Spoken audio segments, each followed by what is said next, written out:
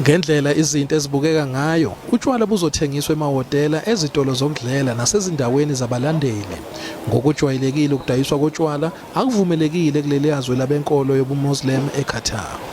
Ngaphambi komdontsiswano wokuthengiswa kotshwala ezinkudleni, leliyazwe lobukhosi like labukeka lixegisa imithetho ngesikhathi sendebe yomhlaba.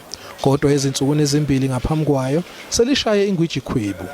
Uma kuhlale kunje, inkampani ephisa ubhiya iBudweiser nengumxhaso omkhulu walendebe engathi izolahlekelwa kakhulu. Nakuba lesi sinqumo sidumaze abaningi, kodwa iQatar ize nezinye izindlela zokujabulisa izivakashi. Sekululwe nezikhumulo zezindiza ezimbili njengoba kulindeleke izindiza ezingama-990 ngosuku ezikhumulweni zakhona ezinkulu ngesikhathi sendebe yomhlaba. As you can experience all around you, football fever is really in the air. With only 3 days to go until the FIFA World Cup 2022 kicks off, Qatar Airways is going to welcome over 1.2 million fans to my country to cheer on their nations. Kunesixwayiso ngobungozi bokushisa okuphezulu kuleliyazwe, kodwa abadlali kungase kubakhulula ukuthi kunezinkundla ezinemishini ekhipha umoya opholile.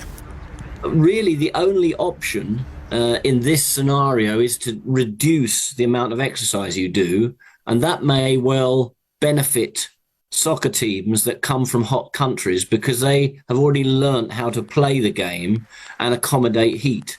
Kusenjalo umgadli weReal Madrid neFrance uKarim Benzema nongukapteni weBarcelona Alexia Putellas bahlabene ngezindondo zokuba ngabadlali abavelele kwabesilisa nakwabesifazane emcimbini iGlobe Soccer Award eDubai.